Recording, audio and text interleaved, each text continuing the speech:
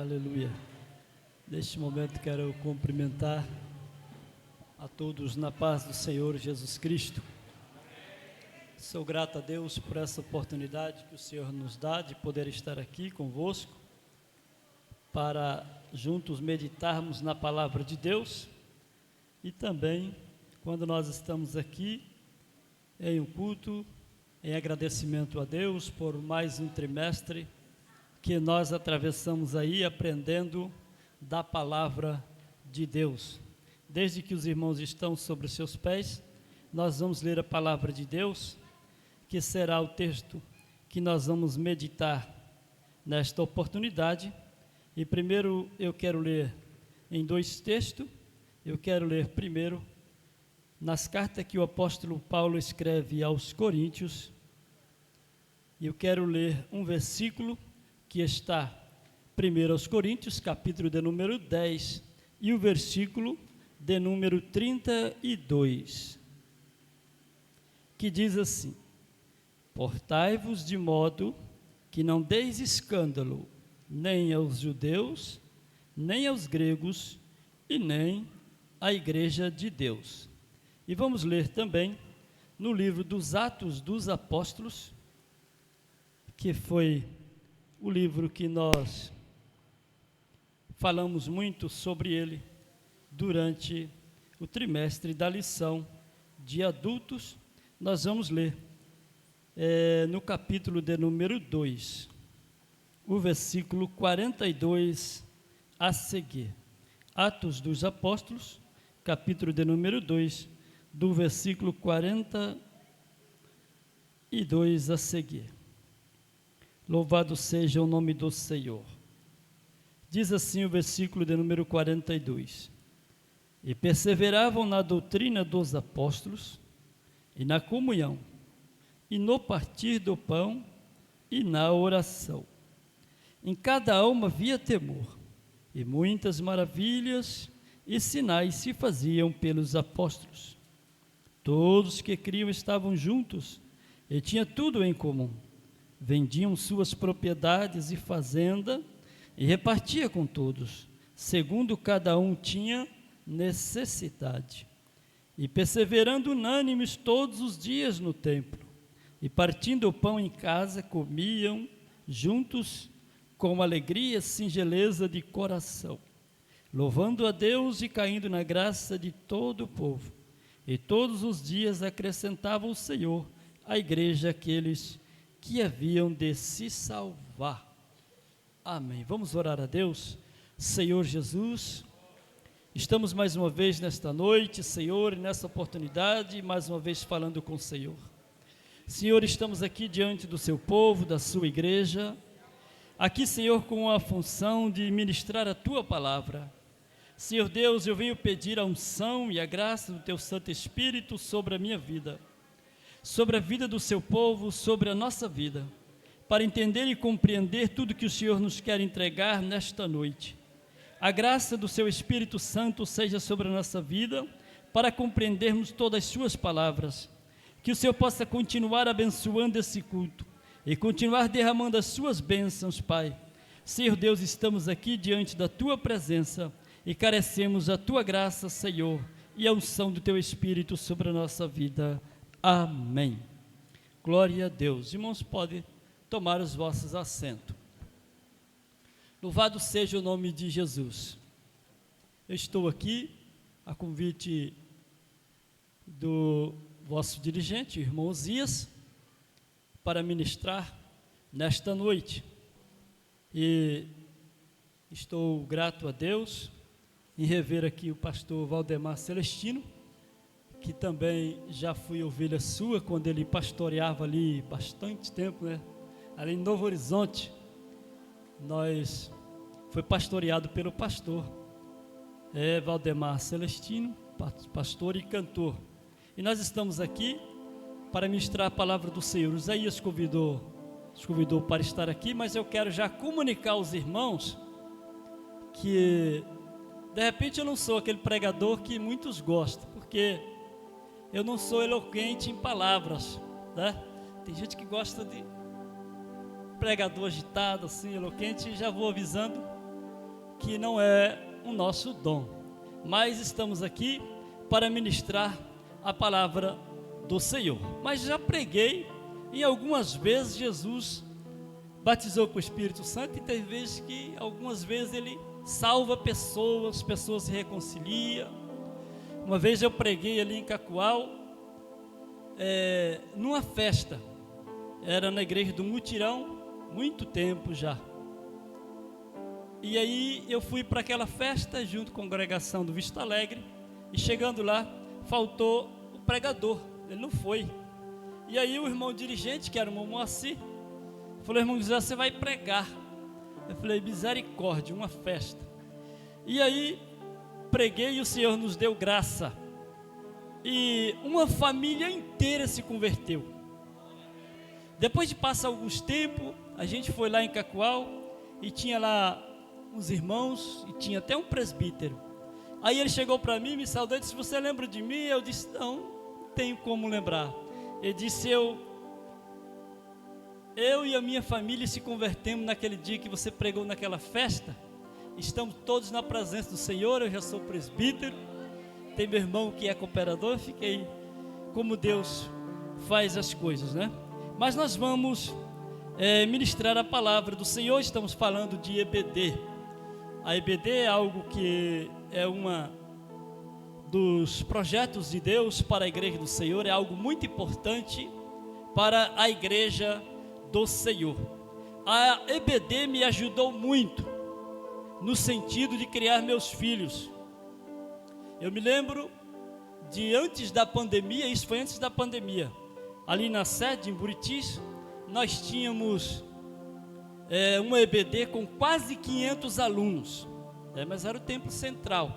Isso foi antes da pandemia. A pandemia ela diferenciou um pouco, não sei aqui, mas na nossa região, antes da pandemia a escola dominical era de um jeito. Depois que passou, agora graças a Deus, ela está começando a se reerguer, mas ainda está com bem pouco. Antes da pandemia nós tínhamos quase 500 alunos, agora está só com 286, mas está na luta. Então teve essa diferença. E naquele período, foi o período que crescia os meus filhos, e eu me lembro que nós tínhamos quase 500 alunos matriculados, 13 classes de alunos e uma classe dos professores. E eu via o meu filho crescendo na EBD. Ele saía ali da Cordeirinho de Cristo, e depois foi para o Amigo de Deus, e ele foi crescendo ali na EBD. E depois ele começou a gostar da escola dominical, porque a escola dominical é algo que a gente tem que amar, tem que gostar. Porque tem pessoas que vêm para a escola dominical e ele não começa a gostar do jeito do professor, aquele negócio de aprendizado, mas a gente tem que amar a escola. E aí ele crescia, eu lembro muito bem quando ele foi sair da classe Amigos de Deus para Crescendo com Cristo.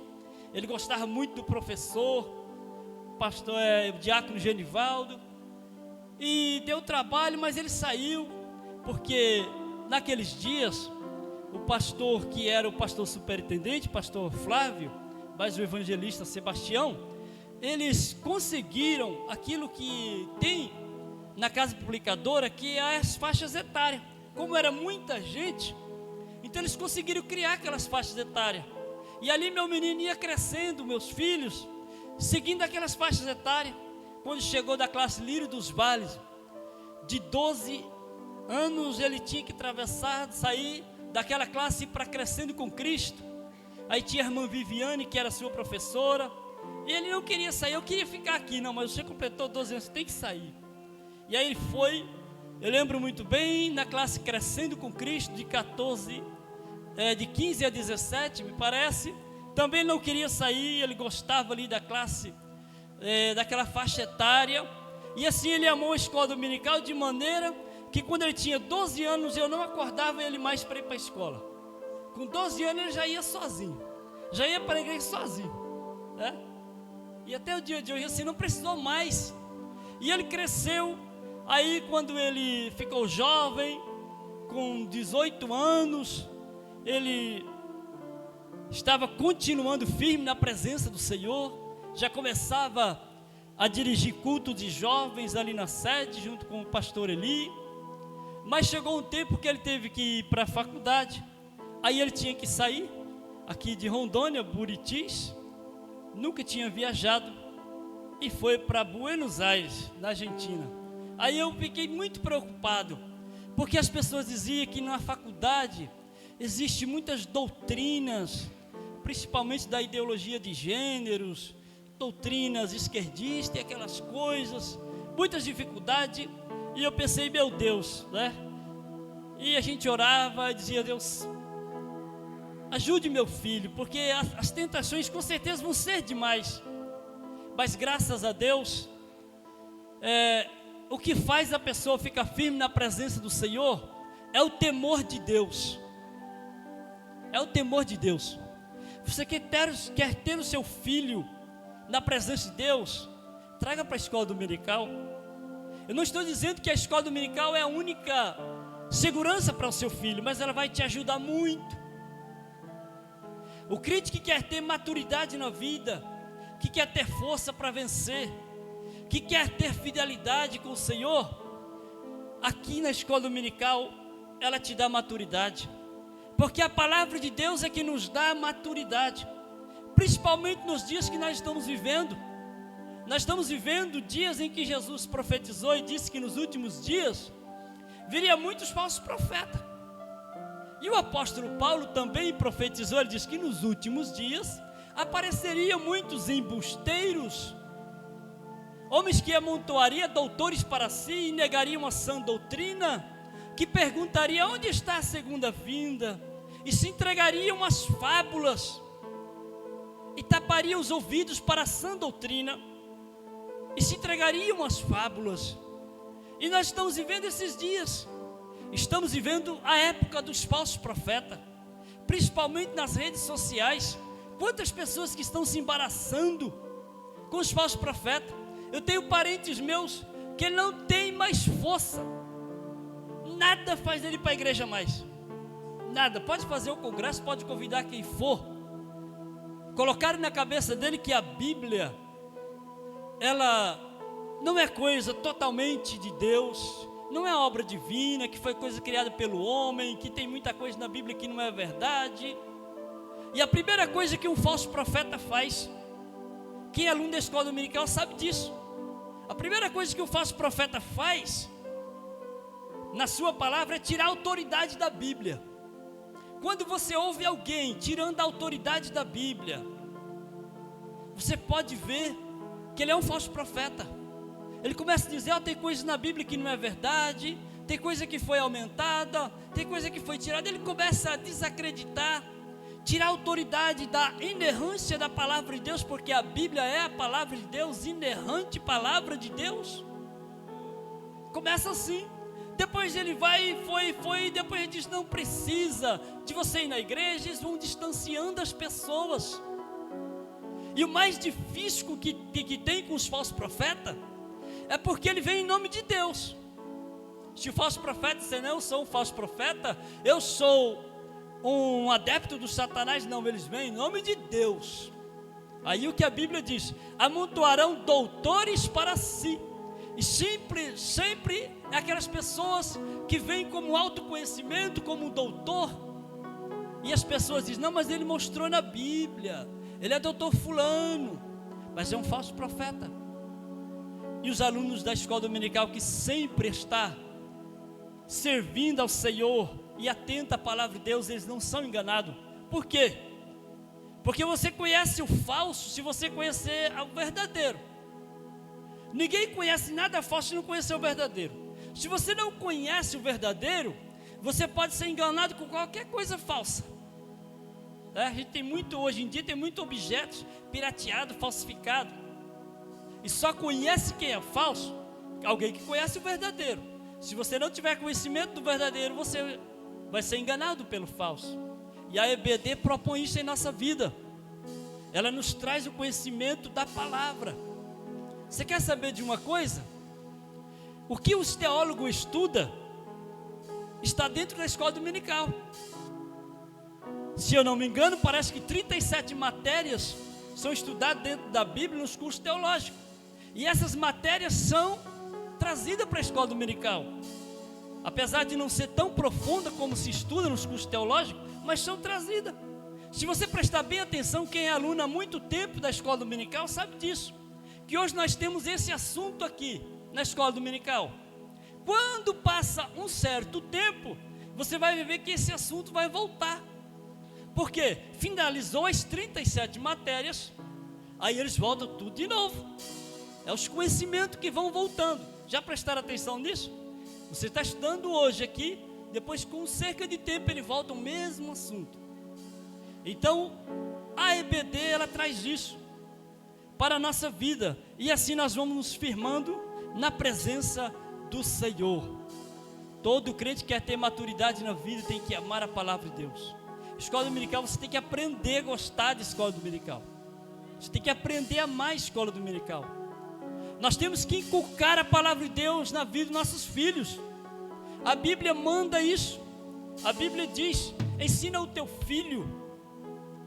Quando ele mandou Moisés escrever a lei, trazer a lei, disse: olha, inculca na vida do seu filho. Fala com ele quando você se levantar, ao se deitar, sentado com ele na mesa, andando com ele no caminho. Coloca, pendura no seu pescoço, coloca nos umbrais da sua casa, escreve lá nos portais, inculca na vida do seu filho. Então você que tem um filho em casa, não fica com dó dele, não, coitadinho, hoje é domingo. Não, desperta ele, traz ele para a escola, faz ele gostar e amar a palavra de Deus.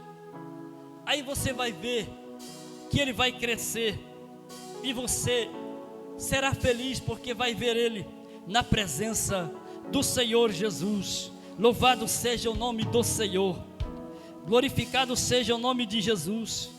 Eu sei que aqui os irmãos estudam várias lições da EBD, como a irmã trouxe aqui, a lição dos juvenis, e temos aí, mas nós vamos falar um pouco sobre a nossa lição de adultos, que nos trouxe uma matéria e uma lição muito importante: a igreja de Jerusalém,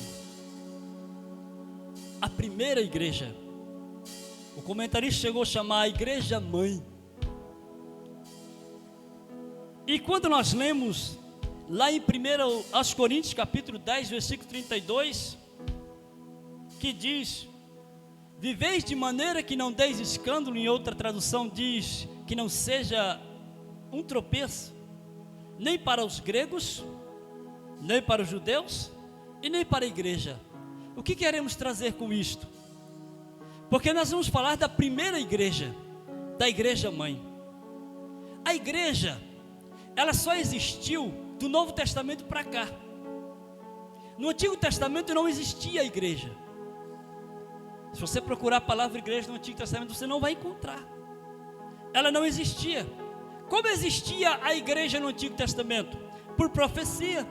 Nós encontramos os profetas dizendo de um povo que não era povo, e Deus chamava para ser o seu povo. Ele falava de um povo que não era povo, porque lá no Antigo Testamento, entre os povos e nações que existiam, tinha duas classes de pessoas para Deus.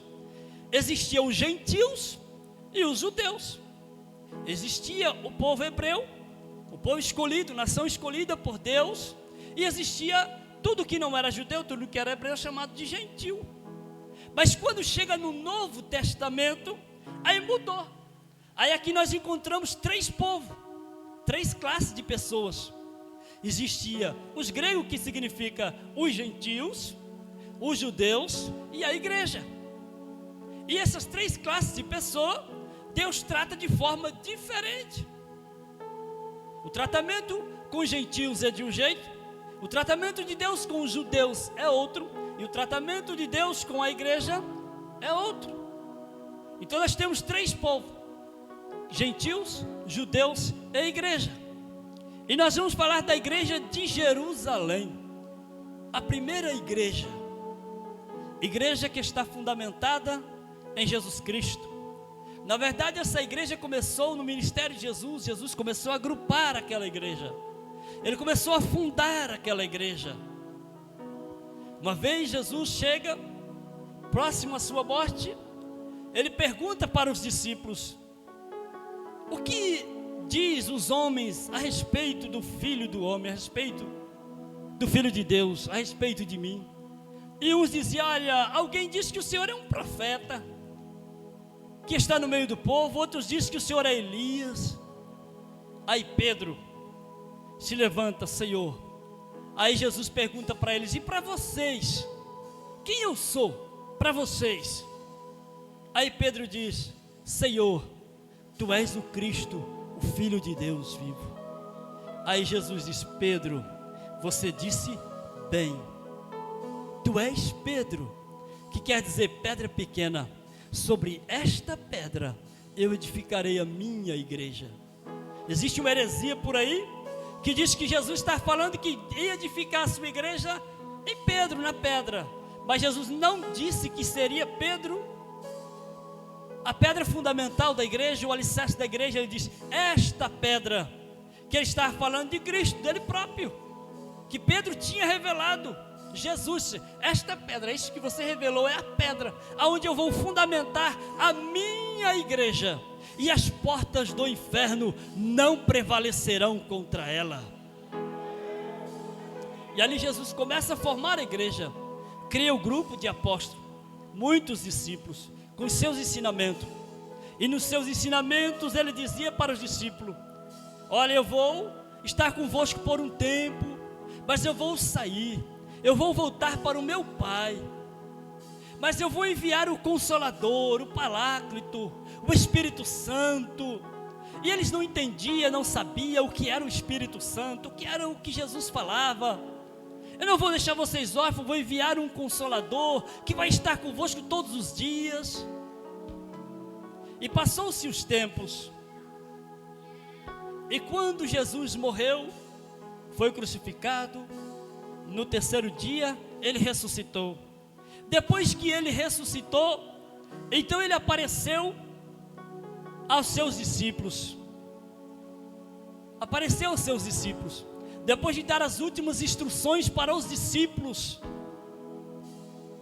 Ele disse: vocês têm que pregar a minha palavra, o meu evangelho, por todo o mundo. Vocês vão começar aqui por Jerusalém, depois vocês vão para Samaria, Judeia, até os confins da terra, vão falar tudo isto que eu falei para vocês. Mas ele disse aos seus discípulos: vocês vão sofrer perseguição por causa de mim. Por vocês testificar de mim, vocês vão sofrer uma grande perseguição. Jesus já alertava eles: o mundo vai odiar vocês por causa de mim. O mundo vai aborrecer vocês por causa de mim.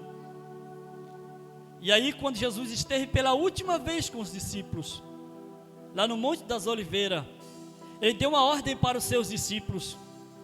Ele diz: eu vou para o Pai, mas vocês vão ir até Jerusalém, e fica lá, até que do alto vós sejais revestido de poder, porque eles precisariam deste poder para pregar o evangelho com autoridade, com ousadia. Precisavam desse poder para vencer a grande perseguição que viria sobre eles. E Jesus diz: ficai ali em Jerusalém, até que do alto sejais revestido de poder. E ele ascendeu ao céu, e os discípulos viram quando ele se foi. Aparece dois anjos e diz: varões galileus, por que vocês estão olhando para cima? Este Jesus que eu vi subir um dia há de voltar. Mas eles saíram dali e foram esperar o Espírito Santo. Foram para o cenáculo. Louvado seja o nome do Senhor. A história diz no Atos que quase 120 pessoas receberam a promessa. Mas se entende que na igreja esteve muito mais do que isto, porque o apóstolo Paulo disse aos Gálatas que Jesus apareceu para mais de 500 pessoas. Quando ele estava ressurreto, ele ficou na terra 40 dias aparecendo, e ele apareceu para mais de 500 pessoas. Então se acredita que mais de 200 ou mais pessoas foram para o cenáculo esperar aquela promessa. vós sejais revestido de poder. Era o final da Páscoa, e ali eles foram. Passavam-se 40 dias, que Jesus esteve aqui na terra, eles foram esperar a promessa. No primeiro dia, com certeza muita gente foi, vamos esperar a promessa. Mas passou o primeiro dia, quem sabe chegou alguém e disse: irmãos, irmão Pedro, irmão João, nós ficamos aqui o dia inteiro orando e não recebemos nada, e já está chegando a festa, está chegando a festa do Pentecoste, nós temos que preparar para a festa. E desanimaram no primeiro dia. Mas quem sabe os discípulos diziam: mas a promessa de Jesus, nós temos que confiar, Ele diz que Ele vai nos mandar. Passou o primeiro dia, não veio a promessa. Passou o segundo dia, o terceiro dia, o quarto dia, e nada, só oração, e vigília, e oração, e orando. 10 dias, 10º dia, começava a festa, uma grande festa, a festa chamada Festa de Pentecoste. Essa festa de Pentecoste, ela acontecia 50 dias depois da Páscoa. Era uma festa muito importante para os judeus, e aquela festa, ela se tornou uma grande festa, de maneira que até os estrangeiros iam para Jerusalém para festejar junto com os judeus. Então tornou a festa numa proporção muito grande. Muitas pessoas iam para aquela festa lá em Jerusalém. Chegou o dia da festa. Quem sabe alguém chegou, o irmão passou na casa do outro e disse: vamos para a igreja para receber a promessa. Ele dizia: não, eu tenho que me preparar para o Pentecoste, né? Eu já estou atrasado, e não veio a promessa. E aí 120 irmãos, quase 120 pessoas permaneceram. O Senhor prometeu que Ele vai nos enviar, então vamos ficar aqui 10 dias, cansados de orar. Terceira hora do dia, eles estavam assentados. Quem sabe já tinha levantado de orar algumas horas de joelho. Estavam ali assentados, bem no dia, o primeiro dia do Pentecoste, né? A cidade com seus tamboris, com as suas festas, começou o Pentecoste. Começou a festa do Pentecoste. O que era a festa do Pentecoste? A festa do Pentecoste era chamada também como festa das primícias. A festa do Pentecoste era assim: quando ia se iniciar a colheita do trigo, da cevada, quando eles iam começar, era o tempo das colheitas. Então eles pegavam os primeiros frutos e iam oferecer em sacrifício ao Senhor. Os primeiros frutos da terra, eram as primícias. E ali, quando eles iam oferecer aquelas coisas ao Senhor, eles faziam uma grande festa, era uma ordem divina. E foi bem nesse dia. Então eles estavam ali todos assentados. De repente ouviu um som. Louvado seja o nome do Senhor. Ouviu-se um som. Tem gente que diz que veio um vento, mas a Bíblia não diz que veio um vento. Veio um som como um vento tempestuoso. Quando você escuta um vento forte de tempestade, tomou aquele lugar, aquele barulho. E ali os irmãos, 120 pessoas foram batizadas no Espírito Santo. Imagina uma igreja com 120 pessoas. Nós temos 120 pessoas aqui? Tem mais, né? Já pensou? Todos nós sendo batizados com o Espírito Santo? Vocês imaginam? Imagina o barulho. Imagina como ficou. E aquele barulho de língua estranha. E os irmãos cheios do Espírito Santo. A presença do Espírito Santo foi tão real. A presença do Espírito foi tanto que eles viam na cabeça dos irmãos como que tochas de fogo. E fez aquele barulhão. Era o Espírito Santo que estava inaugurando a igreja do Senhor. Aleluia. Era o dia da inauguração da igreja. A igreja que Jesus falou agora começava a existir. A igreja começou agora. No dia de Pentecoste, o Espírito Santo inaugura a igreja. As pessoas correm para lá. Todas as pessoas que estavam lá correm para ver aquele barulho que ninguém nunca tinha visto. Nunca tinha visto coisa assim. Correram para lá. E chegaram lá e viram aquilo. Com certeza os irmãos não estavam sentados, né? Estavam naquela movimentação. E alguém chegava a dizer: esses povos aí, eles só podem que eles ficaram bebendo a noite toda. Então nesse piseiro aí, eles estão loucos. Mas o que é isso? E uns diziam: olha, mas esse barulho aí é um barulho tão diferente. Nós estamos aqui, nós somos estrangeiros. Está aqui peça, os medos. Tem povo até da Arábia, e eles estão falando as nossas línguas, mas não são galileus estes homens. Mas nós ouvimos eles glorificar a Deus nas nossas línguas. E ali o Espírito Santo tomando aquelas pessoas, e Pedro levanta, cheio do Espírito Santo. A primeira pregação da igreja. Louvado seja o nome do Senhor. A primeira pregação da igreja primitiva. Pedro levanta e diz: vocês estão enganados. O que vocês estão vendo, esses homens não estão cheios de morte, não tem ninguém bebo aqui não. Isso aqui é um cumprimento da profecia que aconteceu mais de 500 anos atrás, quando Joel profetizou que eu derramaria do meu espírito sobre toda a carne, e vossos servos e as vossas servas profetizarão, os vossos velhos terão sonhos, os vossos jovens profetizarão. Está acontecendo isso agora. Louvado seja o nome do Senhor. O Espírito Santo estava inaugurando a igreja, e aquela igreja agora se levanta cheia do Espírito Santo de Deus. Aleluia! Cheia do poder de Deus.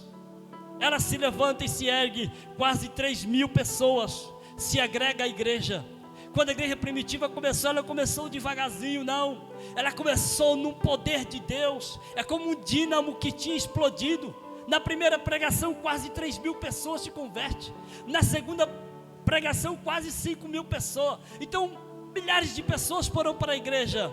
E o Senhor Deus começou a operar grandes maravilhas e milagres. E o Espírito Santo veio. Aleluia. Veio para ficar. Louvado seja o nome do Senhor. Alguém fez uma observação nisto. Eles dizem no Antigo Testamento, Deus, ele aparecia de forma teofônica. Ele vinha, aparecia e ia embora. Jesus veio, ficou 33 anos e foi embora. O Espírito Santo veio e ele ficou.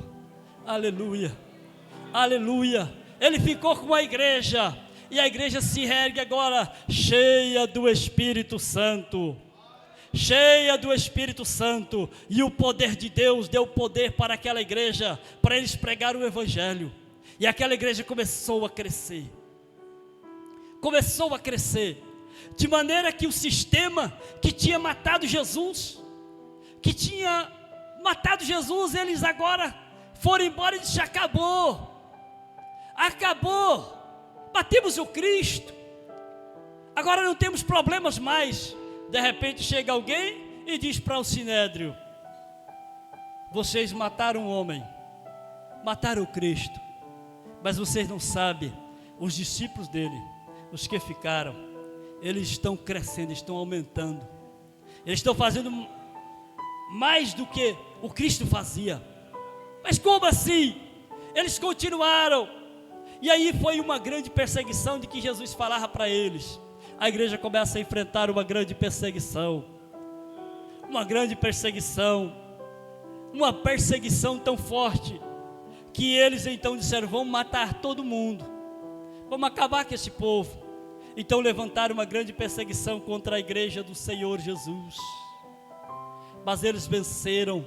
Em nome do Senhor Jesus, venceram a perseguição. Nós temos muitas lições com esta igreja, e durante este trimestre nós aprendemos que nós precisamos ser cheios do Espírito Santo também, porque depois nós encontramos o apóstolo dizendo: não extingais o Espírito, não apague o Espírito Santo que se levantou um dia no meio de vós. Não apaga, a chama do Espírito Santo tem que continuar em nossa vida, para que nós possamos ser uma igreja relevante. para que possamos ser uma igreja que prega o Evangelho com ousadia, com autoridade. Uma igreja sem unção do Espírito Santo, ela não tem forças. O Evangelho precisa ser pregado com autoridade, com a unção do Espírito Santo. E aquela igreja começou a crescer. O Espírito Santo trabalhava na vida daquele povo de uma maneira tão maravilhosa, tão esplêndida, que a Bíblia diz que aquele povo, eles se desprenderam das coisas materiais. Eles se desprenderam tanto das coisas materiais, que para eles, a Bíblia diz que eles tinham tudo em comum. Eles não tinham mais aquele negócio de se apegar com as coisas desta terra. Eles comiam o pão com singeleza de coração, com alegria, e eram entre eles um só pensamento. Era um só o pensamento deles de levar a palavra de Deus. Eles se desprenderam tanto das coisas materiais, que eles pegavam as suas propriedades, vendia. Você imagina isso? Como que era a igreja primitiva? Pegava a sua propriedade, vendia e colocava aos pés dos apóstolos, e dizia: irmão, está aqui, foi o que eu vendi, faça o que vocês entendem. E eles pegavam e repartiam aquilo com os irmãos. A igreja tinha um amor tão grande, era tão diferente, que a Bíblia chegou a dizer que não tinha entre eles necessitado algum. E nós aprendemos nessa escola que nós precisamos continuar com esse amor. Nós precisamos continuar. É muito diferente. Na igreja primitiva não era como os dias de hoje. Quem sabe em alguns lugares, em algumas igrejas, chega um irmão pobre, com o sapato meio rotos, com a roupa meia rota, algumas irmãs, e alguém olha e zomba, critica: o irmão está vindo na igreja desse jeito, o irmão vem na igreja só com essa roupa, o irmão vem na igreja de chinelo de dedo, a irmã vem desse jeito.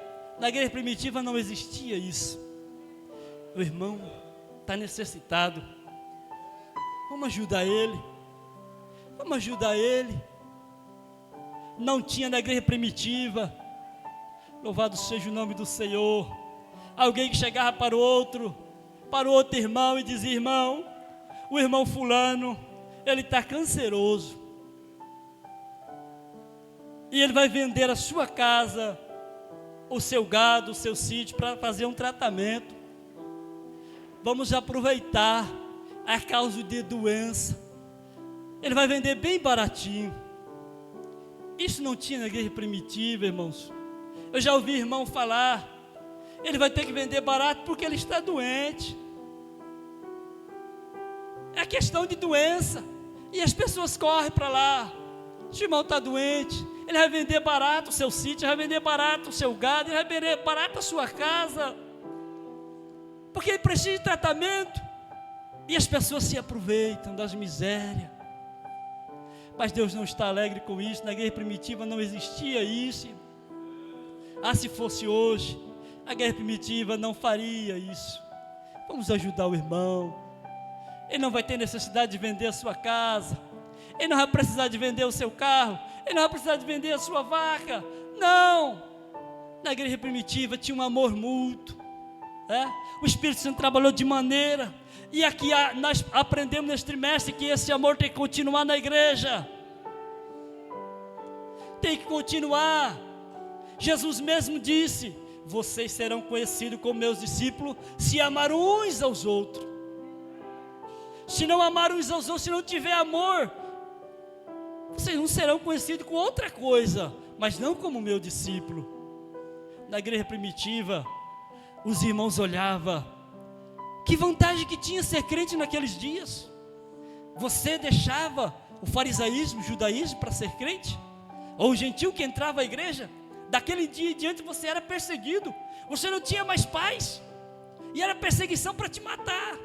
As pessoas viviam correndo, mas o Espírito Santo trazia a eles a verdade, e eles, cheios da graça, buscavam o Senhor para a salvação. Era diferente de muitas pessoas que procuram a igreja hoje em dia, com coisas que o Evangelho não promete, buscando bênção, buscando melhoria na vida. Na igreja primitiva não existia isso, e crescia o povo na graça, e a graça, e caiu na graça de todo o povo, e cada dia aumentava o Senhor, o número daqueles que iam se salvar. Louvado seja o nome do Senhor. E a igreja ali enfrentando aquela perseguição, e começou a se espalhar. Mas quando eles estavam se espalhando, correndo, todo lugar que ele passava, eles pregavam e anunciavam o evangelho. E alguém chegou a dizer, o Sinédrio chegou a dizer: esse povo é uma praga. Já leram isso no Atos? Disseram: esse povo é uma praga, quanto mais você mata, mais tem. Aí a gente encontra um testemunho do maior pregador, do maior missionário. Ele ouviu falar lá em Damasco tem o povo que está pregando o evangelho. Esse eu vou lá. E quando no caminho o Senhor aparece para ele, e aí de perseguido ele passou a ser perseguido também. A igreja tem que continuar com isto. A igreja tem que continuar. Louvado seja o nome do Senhor. Ela nasceu debaixo da unção do Espírito, e ela tem que continuar na unção do Espírito. Ela nasceu no meio do amor, ela tem que continuar no meio do amor. Ela nasceu com a verdade. Ananias e Safira chegou para os irmãos, venderam a sua propriedade e foram querer enganar. Chegou para Pedro e João e disse: aqui é a nossa propriedade, o nosso dinheiro. E eles disseram: por que vocês mentiram ao Espírito Santo? Não foi por esse preço, caíram mortos. Como os irmãos conhecem a história, porque a igreja permanecia na verdade. Eles falavam a verdade, não tinha medo da verdade. Não é como hoje, tem gente que fala assim: se você pregar a verdade hoje, você espanta todo mundo da igreja. Isso não é verdade. A igreja sempre permaneceu na verdade. E a verdade que Jesus disse é a verdade que liberta. Louvado seja o nome do Senhor. E nós aprendemos que a igreja do Senhor, ela foi e cumpriu o seu papel que Jesus deu a ordem para eles ir por todo mundo e pregar o evangelho. Nos seus dias, eles cumpriram esse papel de expandir o evangelho, e nós temos que continuar do mesmo jeito, porque nós também somos igreja do Senhor, aquela que Jesus vem buscar um dia, porque é isso que a igreja espera. Um dia o Senhor vem para nos levar para estar com Ele. Que Deus em Cristo possa continuar nos abençoando, que nós possamos ficar firmes na presença do Senhor. Louvado seja o nome do Senhor. E sempre lembrar da igreja primitiva, porque existem muitas igrejas por aí que não estão fazendo o papel da igreja, que não, tem uns que nem é chamado de igreja, já são seitas, mas nós vamos permanecer firmes na presença do Senhor, como igreja do Senhor, cheio do Espírito Santo, cheio de amor, cheio de autoridade, para continuar levando a palavra do Senhor com eficácia, com verdade, porque assim Deus quer e assim Deus ama. Deus em Cristo possa continuar nos abençoando. Amém.